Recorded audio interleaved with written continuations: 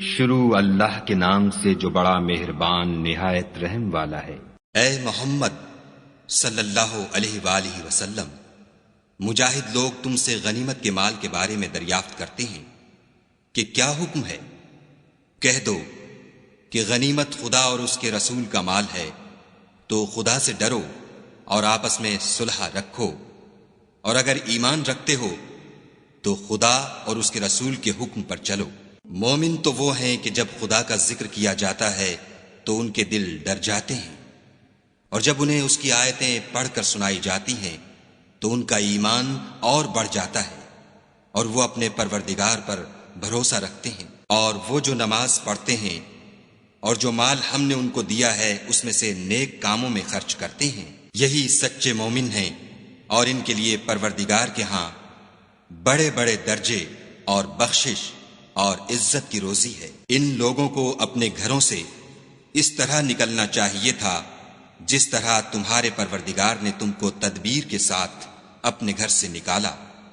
اور اس وقت مومنوں کی ایک جماعت ناخوش تھی۔ وہ لوگ حق بات میں اس کے ظاہر ہوئے پیچھے تم سے جھگڑنے لگے، گویا موت کی طرف دھکیلے جاتے ہیں اور اسے دیکھ رہے ہیں۔ اور اس وقت کو یاد کرو جب خدا تم سے وعدہ کرتا تھا کہ ابو سفیان اور ابو جہل کے دو گروہوں میں سے ایک گروہ تمہارا مسخر ہو جائے گا، اور تم چاہتے تھے کہ جو قافلہ بے شان و شوکت یعنی بے ہتھیار ہے وہ تمہارے ہاتھ آ جائے، اور خدا چاہتا تھا کہ اپنے فرمان سے حق کو قائم رکھے اور کافروں کی جڑ کاٹ کر پھینک دے، تاکہ سچ کو سچ اور جھوٹ کو جھوٹ کر دے۔ گو مشرک ناخوش ہی ہوں۔ جب تم اپنے پروردگار سے فریاد کرتے تھے تو اس نے تمہاری دعا قبول کر لی اور فرمایا کہ تسلی رکھو، ہم 1000 فرشتوں سے جو ایک دوسرے کے پیچھے آتے جائیں گے تمہاری مدد کریں گے۔ اور اس مدد کو خدا نے محض بشارت بنایا تھا کہ تمہارے دل اس سے اطمینان حاصل کریں، اور مدد تو اللہ ہی کی طرف سے ہے، بے شک خدا غالب حکمت والا ہے۔ جب اس نے تمہاری تسکین کے لیے اپنی طرف سے تمہیں نیند کی چادر اڑا دی اور تم پر آسمان سے پانی برسا دیا تاکہ تم کو اس سے نہلا کر پاک کر دے، اور شیطانی نجاست کو تم سے دور کر دے، اور اس لیے بھی کہ تمہارے دلوں کو مضبوط کر دے اور اس سے تمہارے پاؤں جمائے رکھے۔ جب تمہارا پروردگار فرشتوں کو ارشاد فرماتا تھا کہ میں تمہارے ساتھ ہوں، تم مومنوں کو تسلی دو کہ ثابت قدم رہیں، میں ابھی ابھی کافروں کے دلوں میں رعب و ہیبت ڈالے دیتا ہوں، تو ان کے سر مار کر اڑا دو اور ان کا پور پور مار کر توڑ دو۔ یہ سزا اس لیے دی گئی کہ انہوں نے خدا اور اس کے رسول کی مخالفت کی، اور جو شخص خدا اور اس کے رسول کی مخالفت کرتا ہے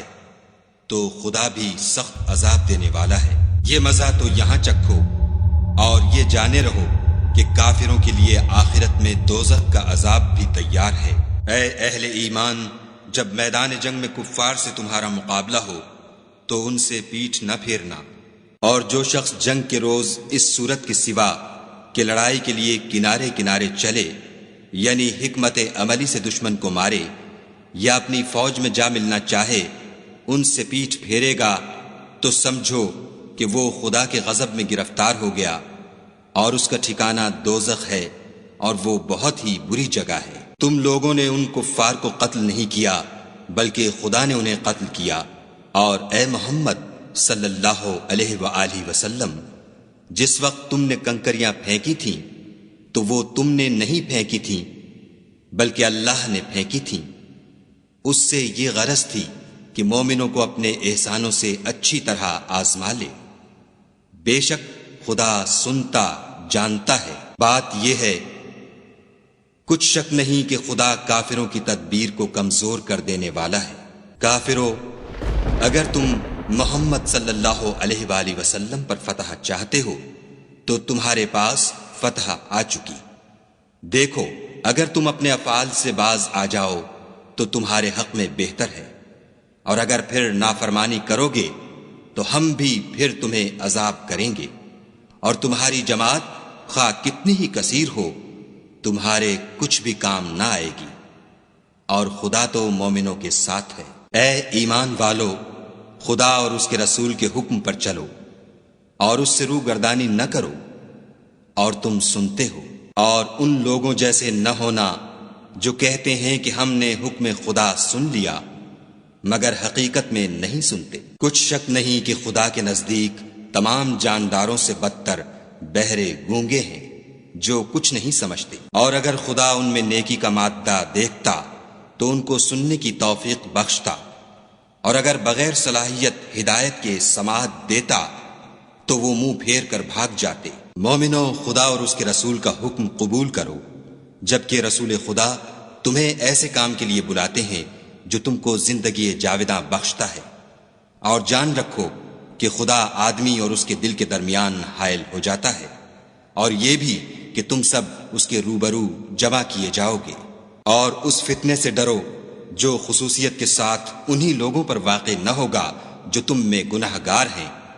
اور جان رکھو کہ خدا سخت عذاب دینے والا ہے۔ اور اس وقت کو یاد کرو جب تم زمین مکہ میں قلیل اور ضعیف سمجھے جاتے تھے اور ڈرتے رہتے تھے کہ لوگ تمہیں اڑا نہ لے جائیں، یعنی بے خانما نہ کر دیں، تو اس نے تم کو جگہ دی اور اپنی مدد سے تم کو تقویت بخشی اور پاکیزہ چیزیں کھانے کو دیں تاکہ اس کا شکر کرو۔ اے ایمان والو، نہ تو خدا اور رسول کی امانت میں خیانت کرو اور نہ اپنی امانتوں میں خیانت کرو، اور تم ان باتوں کو جانتے ہو، اور جان رکھو کہ تمہارا مال اور اولاد بڑی آزمائش ہے، اور یہ کہ خدا کے پاس نیکیوں کا بڑا ثواب ہے۔ مومنو، اگر تم خدا سے ڈرو گے تو وہ تمہارے لیے امر فارق پیدا کر دے گا، یعنی تم کو ممتاز کر دے گا اور تمہارے گناہ مٹا دے گا اور تمہیں بخش دے گا، اور خدا بڑے فضل والا ہے۔ اور اے محمد صلی اللہ علیہ وآلہ وسلم، اس وقت کو یاد کرو جب کافر لوگ تمہارے بارے میں چال چل رہے تھے کہ تم کو قید کر دیں یا جان سے مار دیں یا وطن سے نکال دیں، تو ادھر تو وہ چال چل رہے تھے اور ادھر خدا چال چل رہا تھا، اور خدا سب سے بہتر چال چلنے والا ہے۔ اور جب ان کو ہماری آیتیں پڑھ کر سنائی جاتی ہیں تو کہتے ہیں یہ کلام ہم نے سن لیا ہے، اگر ہم چاہیں تو اسی طرح کا کلام ہم بھی کہہ دیں، اور یہ ہے ہی کیا، صرف اگلے لوگوں کی حکایتیں ہیں۔ اور جب انہوں نے کہا کہ اے خدا، اگر یہ قرآن تیری طرف سے برحق ہے تو ہم پر آسمان سے پتھر برسا یا کوئی اور تکلیف دینے والا عذاب بھیج۔ اور خدا ایسا نہ تھا کہ جب تک تم ان میں تھے انہیں عذاب دیتا، اور نہ ایسا تھا کہ وہ بخشش مانگے اور انہیں عذاب دے۔ اور اب ان کے لیے کون سی وجہ ہے کہ وہ انہیں عذاب نہ دے، جبکہ وہ مسجد محترم میں نماز پڑھنے سے روکتے ہیں، اور وہ اس مسجد کے متولی بھی نہیں ہیں، اس کے متولی تو صرف پرہیزگار ہیں، لیکن ان میں کے اکثر نہیں جانتے۔ اور ان لوگوں کی نماز خانہ کعبہ کے پاس سیٹیاں اور تالیاں بجانے کے سوا کچھ نہ تھی، تو تم جو کفر کرتے تھے اب اس کے بدلے عذاب کا مزہ چکھو۔ جو لوگ کافر ہیں اپنا مال خرچ کرتے ہیں کہ لوگوں کو خدا کے رستے سے روکیں، سو ابھی اور خرچ کریں گے، مگر آخر وہ خرچ کرنا ان کے لیے موجب افسوس ہوگا، اور وہ مغلوب ہو جائیں گے، اور کافر لوگ دوزخ کی طرف ہانکے جائیں گے، تاکہ خدا پاک سے ناپاک کو الگ کر دے اور ناپاک کو ایک دوسرے پر رکھ کر ایک ڈھیر بنا دے، پھر اس کو دوزخ میں ڈال دے۔ یہی لوگ خسارہ پانے والے ہیں۔ اے پیغمبر صلی اللہ علیہ وآلہ وسلم، کفار سے کہہ دو کہ اگر وہ اپنے افعال سے باز آ جائیں تو جو ہو چکا وہ انہیں معاف کر دیا جائے گا، اور اگر پھر وہی حرکات کرنے لگیں گے تو اگلے لوگوں کا جو طریق جاری ہو چکا ہے وہی ان کے حق میں برتا جائے گا۔ اور ان لوگوں سے لڑتے رہو یہاں تک کہ فتنہ یعنی کفر کا فساد باقی نہ رہے اور دین سب خدا ہی کا ہو جائے، اور اگر باز آ جائیں تو خدا ان کے کاموں کو دیکھ رہا ہے، اور اگر روگردانی کریں تو جان رکھو کہ خدا تمہارا حمایتی ہے، اور وہ خوب حمایتی اور خوب مددگار ہے۔ اور جان رکھو کہ جو چیز تم کفار سے لوٹ کر لاؤ اس میں سے 5واں حصہ خدا کا اور اس کے رسول کا اور اہل قرابت کا اور یتیموں کا اور محتاجوں کا اور مسافروں کا ہے۔ اگر تم خدا پر اور اس نصرت پر ایمان رکھتے ہو جو حق و باطل میں فرق کرنے کے دن یعنی جنگ بدر میں، جس دن دونوں فوجوں میں مٹھ بھیڑ ہو گئی، اپنے بندے محمد صلی اللہ علیہ وآلہ وسلم پر نازل فرمائی، اور خدا ہر چیز پر قادر ہے۔ جس وقت تم مدینے سے قریب کے ناکے پر تھے اور کافر بعید کے ناکے پر، اور قافلہ تم سے نیچے اتر گیا تھا، اور اگر تم جنگ کے لیے آپس میں قرارداد کر لیتے تو وقت معین پر جمع ہونے میں تقدیم و تاخیر ہو جاتی، لیکن خدا کو منظور تھا کہ جو کام ہو کر رہنے والا تھا اسے کر ہی ڈالے، تاکہ جو مرے بصیرت پر یعنی یقین جان کر مرے، اور جو جیتا رہے وہ بھی بصیرت پر یعنی حق پہچان کر جیتا رہے، اور کچھ شک نہیں کہ خدا سنتا جانتا ہے۔ اس وقت خدا نے تمہیں خواب میں کافروں کو تھوڑی تعداد میں دکھایا، اور اگر بہت کر کے دکھاتا تو تم لوگ جی چھوڑ دیتے، اور جو کام درپیش تھا اس میں جھگڑنے لگتے، لیکن خدا نے تمہیں اس سے بچا لیا، بے شک وہ سینوں کی باتوں تک سے واقف ہے۔ اور اس وقت جب تم ایک دوسرے کے مقابل ہوئے تو کافروں کو تمہاری نظروں میں تھوڑا کر کے دکھاتا تھا، اور تم کو ان کی نگاہوں میں تھوڑا کر کے دکھاتا تھا، تاکہ خدا کو جو کام کرنا منظور تھا اسے کر ڈالے، اور سب کاموں کا رجوع خدا ہی کی طرف ہے۔ مومنو، جب کفار کی کسی جماعت سے تمہارا مقابلہ ہو تو ثابت قدم رہو، اور خدا کو بہت یاد کرو تاکہ مراد حاصل کرو، اور خدا اور اس کے رسول کے حکم پر چلو، اور آپس میں جھگڑا نہ کرنا کہ ایسا کرو گے تو تم بزدل ہو جاؤ گے اور تمہارا اقبال جاتا رہے گا، اور صبر سے کام لو کہ خدا صبر کرنے والوں کا مددگار ہے۔ اور ان لوگوں جیسے نہ ہونا جو اتراتے ہوئے یعنی حق کا مقابلہ کرنے کے لیے اور لوگوں کو دکھانے کے لیے گھروں سے نکل آئے اور لوگوں کو خدا کی راہ سے روکتے ہیں، اور جو اعمال یہ کرتے ہیں خدا ان پر احاطہ کیے ہوئے ہے۔ اور جب شیطانوں نے ان کے اعمال ان کو آراستہ کر دکھائے اور کہا کہ آج کے دن لوگوں میں کوئی تم پر غالب نہ ہوگا اور میں تمہارا رفیق ہوں، لیکن جب دونوں فوجیں ایک دوسرے کے مقابل صف آرا ہوئیں تو پسپا ہو کر چل دیا اور کہنے لگا کہ مجھے تم سے کوئی واسطہ نہیں، میں تو ایسی چیزیں دیکھ رہا ہوں جو تم نہیں دیکھ سکتے، مجھے تو خدا سے ڈر لگتا ہے، اور خدا سخت عذاب کرنے والا ہے۔ اس وقت منافق اور کافر جن کے دلوں میں مرض تھا کہتے تھے کہ ان لوگوں کو ان کے دین نے مغرور کر رکھا ہے، اور جو شخص خدا پر بھروسہ رکھتا ہے تو خدا غالب حکمت والا ہے۔ اور کاش تم اس وقت کی کیفیت دیکھو جب فرشتے کافروں کی جانیں نکالتے ہیں، ان کے منہوں اور پیٹھوں پر کوڑے اور ہتھوڑے وغیرہ مارتے ہیں اور کہتے ہیں کہ اب عذاب آتش کا مزہ چکھو، یہ ان اعمال کی سزا ہے جو تمہارے ہاتھوں نے آگے بھیجے ہیں، اور یہ جان رکھو کہ خدا بندوں پر ظلم نہیں کرتا۔ جیسا حال فرعونیوں اور ان سے پہلے لوگوں کا ہوا تھا ویسا ہی ان کا ہوا کہ انہوں نے خدا کی آیتوں سے کفر کیا تو خدا نے ان کے گناہوں کی سزا میں ان کو پکڑ لیا، بے شک خدا زبردست اور سخت عذاب دینے والا ہے۔ یہ اس لیے کہ جو نعمت خدا کسی قوم کو دیا کرتا ہے جب تک وہ خود اپنے دلوں کی حالت نہ بدل ڈالیں خدا اسے نہیں بدلا کرتا، اور اس لیے کہ خدا سنتا جانتا ہے۔ جیسا حال فرعونیوں اور ان سے پہلے لوگوں کا ہوا تھا ویسا ہی ان کا ہوا، انہوں نے اپنے پروردگار کی آیتوں کو جھٹلایا تو ہم نے ان کو ان کے گناہوں کے سبب ہلاک کر ڈالا اور فرعونیوں کو ڈبو دیا، اور وہ سب ظالم تھے۔ جانداروں میں سب سے بدتر خدا کے نزدیک وہ لوگ ہیں جو کافر ہیں، سو وہ ایمان نہیں لاتے۔ جن لوگوں سے تم نے صلح کا عہد کیا ہے پھر وہ ہر بار اپنے عہد کو توڑ ڈالتے ہیں اور خدا سے نہیں ڈرتے۔ اگر تم ان کو لڑائی میں پاؤ تو انہیں ایسی سزا دو کہ جو لوگ ان کے پسے پشت ہوں وہ ان کو دیکھ کر بھاگ جائیں، عجب نہیں کہ ان کو اس سے عبرت ہو۔ اور اگر تم کو کسی قوم سے دغا بازی کا خوف ہو تو ان کا عہد انہی کی طرف پھینک دو اور برابر کا جواب دو، کچھ شک نہیں کہ خدا دغا بازوں کو دوست نہیں رکھتا۔ اور کافر یہ نہ خیال کریں کہ وہ بھاگ نکلے ہیں، وہ اپنی چالوں سے ہم کو ہرگز عاجز نہیں کر سکتے۔ اور جہاں تک ہو سکے فوج کی جمعیت کے زور سے اور گھوڑوں کے تیار رکھنے سے ان کے مقابلے کے لیے مستعد رہو کہ اس سے خدا کے دشمنوں اور تمہارے دشمنوں اور ان کے سوا اور لوگوں پر جن کو تم نہیں جانتے، اور خدا جانتا ہے ہیبت بیٹھی رہے گی۔ اور تم جو کچھ راہ خدا میں خرچ کرو گے اس کا ثواب تم کو پورا پورا دیا جائے گا، اور تمہارا ذرا نقصان نہ کیا جائے گا۔ اور اگر یہ لوگ صلح کی طرف مائل ہوں تو تم بھی اس کی طرف مائل ہو جاؤ، اور خدا پر بھروسہ رکھو،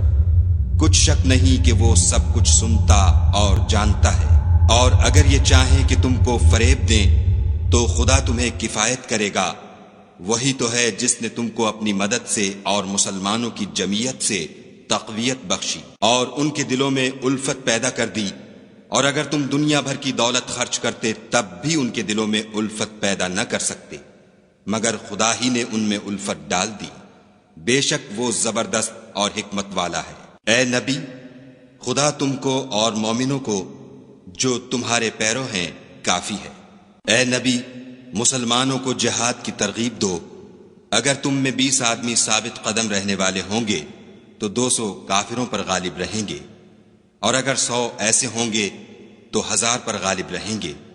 اس لیے کہ کافر ایسے لوگ ہیں